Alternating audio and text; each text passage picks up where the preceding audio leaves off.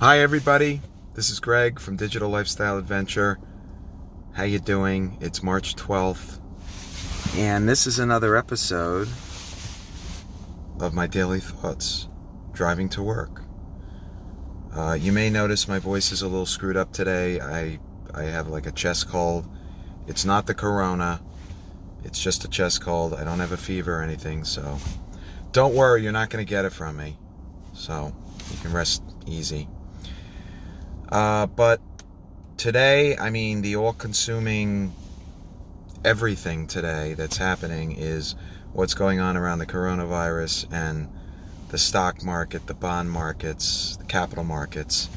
So I thought I'd talk a little bit about that today, because this is a business-oriented channel, and obviously the capital markets and what's going on in the world has a big influence on business in general. Okay, so let's get going. Yeah, baby. All right, so today I'm talking to you before the markets open. The Dow and all the major indices are at their stop points, or at the limit down point. So the markets are basically closed. I guess when they go below 5%, they shut off. And then if the Dow goes below 7%, they stop trading for 15 minutes. So, we will yet see if that circuit breaker hits or not. Yesterday, the Dow was down over 1,200 points, which was another 7%. And the futures were pointing down another 1,200, but it's at the down limit point, so it's just sort of fixed at 1,200 down. Okay, this is a very serious situation in the markets. By the way, let me preface this by saying, in the early part of my career, I did work on Wall Street for a major firm for about 15 years in investment banking. So I do have a very deep background in the capital markets. So I'm not just speaking out of my rear end, so to speak. I did spend a lot of years studying this stuff. But in any event, what I was saying is that, this is a serious situation. We're in bear market territory now.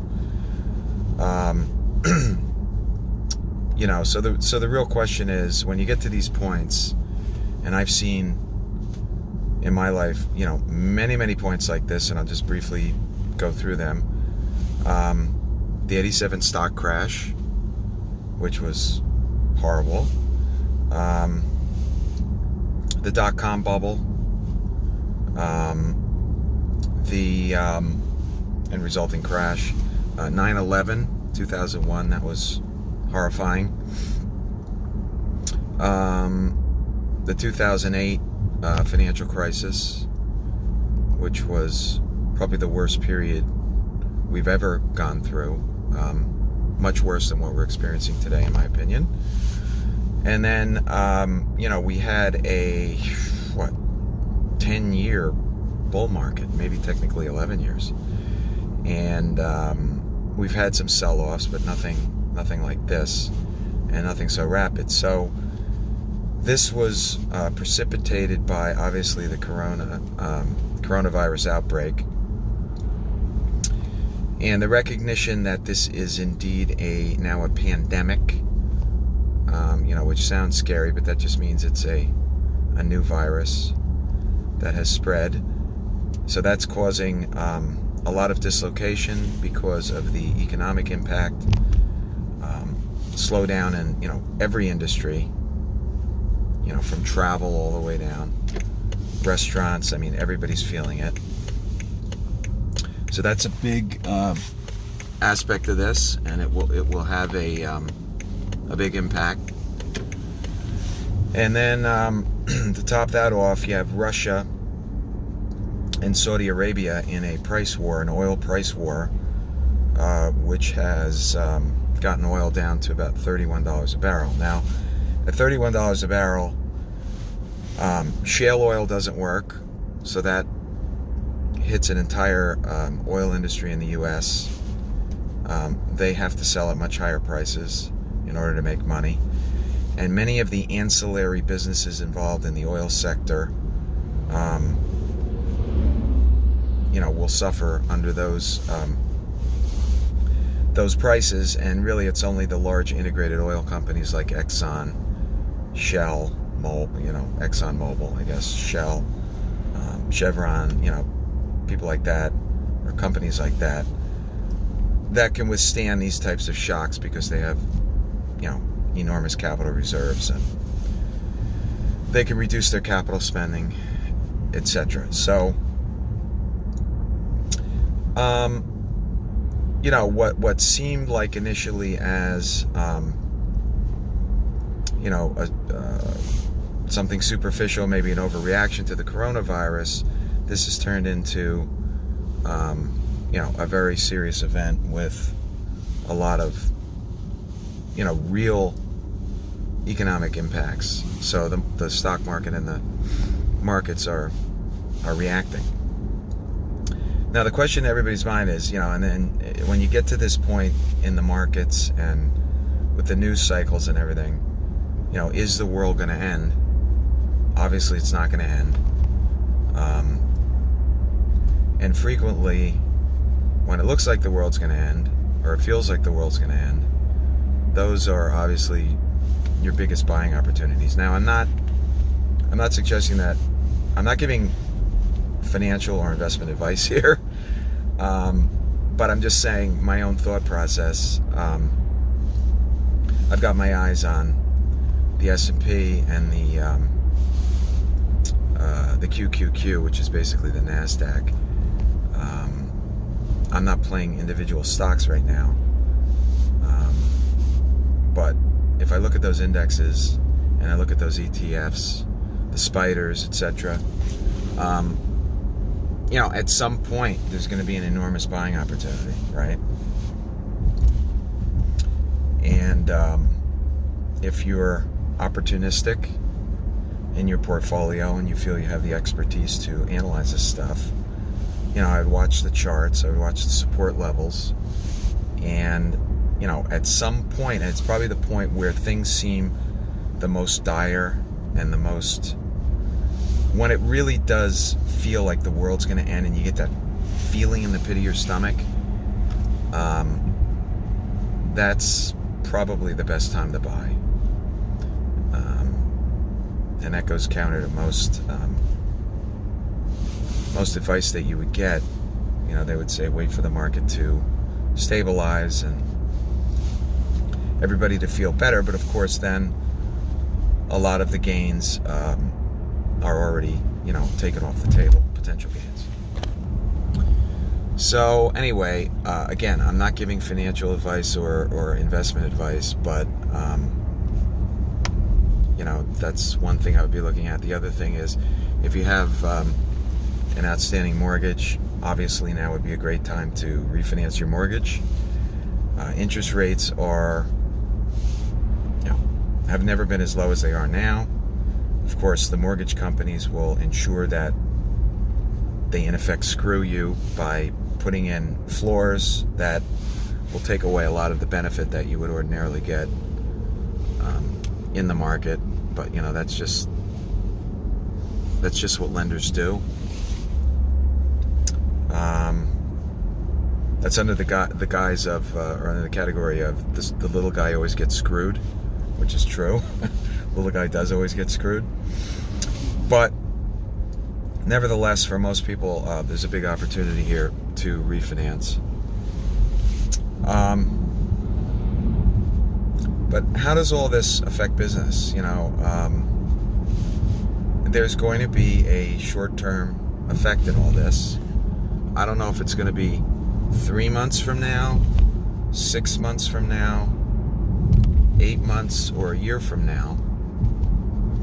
But at some point, the coronavirus is going to be under control, and it's no longer going to be an issue or a threat, and everything's going to go back to normal, right? and I don't know where the stock market's going to go, but I feel pretty confident that it's going to be higher than it is now. Now, one thing that may be happening, and the stock market's probably discounting that right now, is a recession. We're long overdue for a recession. A lot of the policies that President Trump has put into place, the tax cuts, the continuing easy money Fed policies, etc., removing regulations, etc., has corporate tax cuts have given the economy a boost, which prolong the recovery, the economic expansion, and basically allowed us to avoid a recession for a longer period of time. But this might be the catalyst that causes a probably brief recession. So that's probably what the stock market is and the bond market is discounting at this point in time, because the capital markets are a discounting mechanism. They don't reflect what's going on now. They reflect what investors are projecting into the future, and they're not always right, but it is a voting mechanism and a discounting mechanism. So we can keep that in mind. But I think the headline of this post is, the world is not ending. Take whatever precautions you need to take with respect to your health. I would avoid large crowds, as I'm doing. My wife wants me to go to a concert this weekend, and I'm like, why are we going to do that? That's like kind of ridiculous. To actively seek out a huge crowd, because I don't trust people. I think there's a lot of nuts out there, a lot of people with extremely bad judgment. Like, for example, I heard of a flight that went from New York to Florida last night that had a guy who got a text. He was tested for corona a couple days before. He gets on a plane, and then he gets a text while he's on the plane that he tested positive, right? Okay, so what kind of a moron gets on a plane when he suspects that he's sick and he's getting tested? So this is what you're dealing with out there. I don't trust people to have common sense. I've got a bit of a cold anyway, so why am I going to go and expose myself to potentially getting sicker? So just use common sense, guys, and the message I want to leave with you is, this too shall pass. It may get rougher from here vis-a-vis the markets, but the U.S. economy is the strongest economy in the world. It's the greatest economy. It's the deepest economy. It's the most productive economy. You hit the lottery when and if you were born in the United States and you live in the United States. It's the greatest country in the world. You're only limited by your initiative and your willingness to work hard. Don't ever forget that. And just keep pushing forward, keep doing what you're doing. Work on your business, on your life, your personal life, whatever you're doing, and continue to move forward, okay? All right, so that's what I have to say today. I'm getting close to work, and I just want everyone to stay calm, and we'll get through this, okay? Take care. See you tomorrow.